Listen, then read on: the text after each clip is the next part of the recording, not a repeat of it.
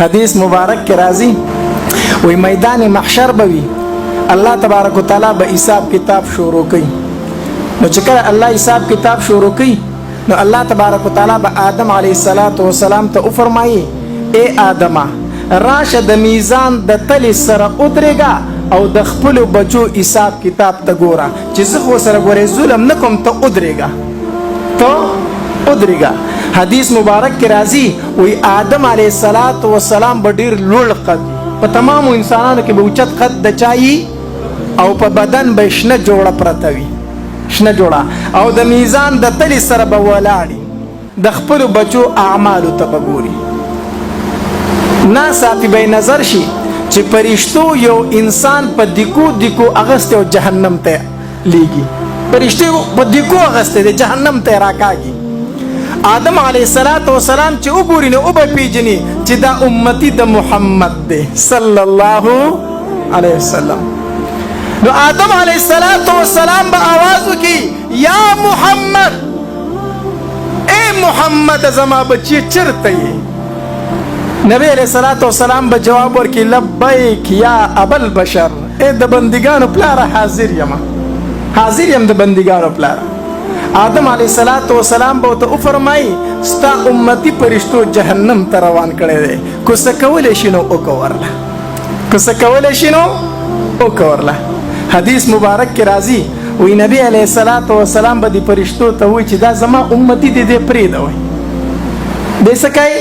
پرېږدوئ فرشتي به ورته وایي مونږ ته د الله د طرف نه حکم شوی دی مونږ د الله د حکم تابعدار یو مونږ به دې جهنم ته بیایو مونږ دې نه پرېږدو نبی علیہ السلام به ورته منت کوي خو فرشتي مونږ د الله د حکم تابعدار یو به د جهنم فیصله شوې ده حدیث مبارک کې راځي وي چې نبی علیہ السلام کله داسې مایوس شي د هغې نه که نه نو داسې به راوګرځي او د الله د عرش ته به ګوري حدیث مبارک کې راځي وي دا ږیره به نبی علیہ السلام داسې په دې موټي کې ونیسي دا د عربو عادت دی که نه چې کله دوی خفه شي او په سوچ کې پرېوځي نو دا ږیره په موټي کې ونیسي او داسې ودرېږي نو نبی علیہ السلام به د خپله ږیره مبارکه داسې په موټي کې ونیسي او د عرش ته به ګوري الله تبارک وتعالی به جبرئیل علیه السلام راولېږي زما محبوب ته ووایه چې ولې خفه ولاړ دی په څه سوچ کې ولاړ دی نبی علیه السلام به وفرمایي الله تا را سره واده کړې وه چې ستا د امت متعلق په زه تا نه شرمنده کوم الله تا را سره واده کړې وه چې ستا د امت متعلق په زه تا نه شرمنده کوم الله د دې نه بله کومه رسوایي تو ته منت کومه چې پرېږدئ او هغوی نه پرېږدي جهنم ته غورځئ الله دا څومره رسوایي ده زما الله تبارک وتعالی به فرشتو ته حکم وکړي دا سړی واپس کړئ دی څه کوي واپس یې کوي او راولئ د ده اعمال دوباره وتلی ته د اعمال څه کوي دوباره وتلی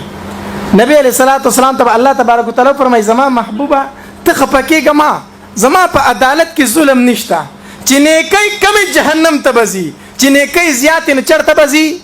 جنت ته زما په عدالت کې نن ظلم نشته حدیث مبارک کې راځي نبی علیه السلام به په خپله تلې ته ودرېږي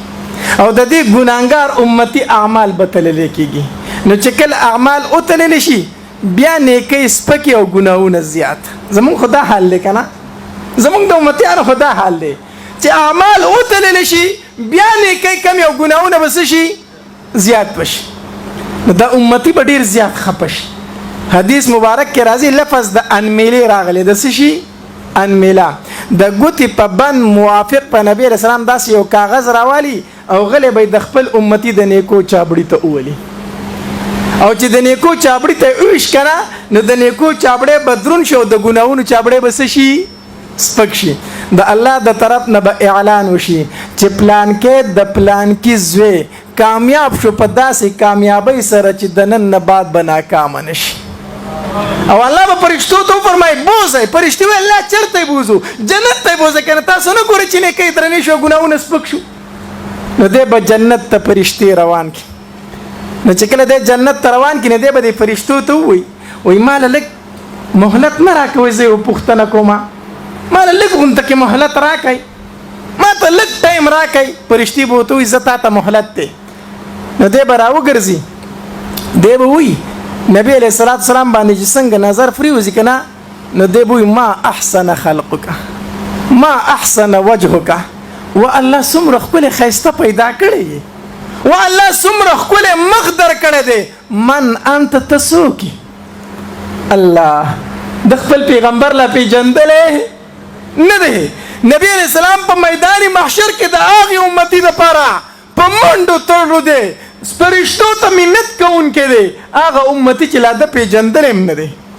نو دی به ورته وایي من انت، څومره ښایسته نوراني چهره دې ده، څومره ښکلی یې، من انت ته هېڅوک دا راته ووایه چې زما دپاره دومره غمجن یې. نبی علیه الصلاة والسلام به ورته وفرمایي تا زه نه یم پیژندلی، انا نبیک، زه خو ستا نبی یمه، زه خو ستا پیغمبر یمه. دی به ورته ووایي وایي بې ادبي دې معافي، خو دا راته ووایه چې ته ګوتې په بند باندې دا څه و چې تا زما د نیکو چابړي ته واچو، زما نیکۍ درنې شوې او ګناهونه مې څه شو. نو نبی علیه الصلاة والسلام به ورته وفرمایي هي صلاتک التي تصلي علی، دا هغه درود و کوم چې تا په دنیا کې په ما باندې ویلی و، دا هغه درود چې کوم په دنیا کې تا په ما باندې ویلی و، دکه دې ما سره پراته و، ستا نیکۍ سپکې شوې، ګناهونه دې درانه شو، خو چې دا درود ما د نیکو چابړي ته واچول نو نیکۍ دې درنې شو او ګناهونه دې څه شو. ټول وایي صلی الله. ورونو د دې کانفرنس نوم دی سیرت ساقي کوثر کانفرنس. الله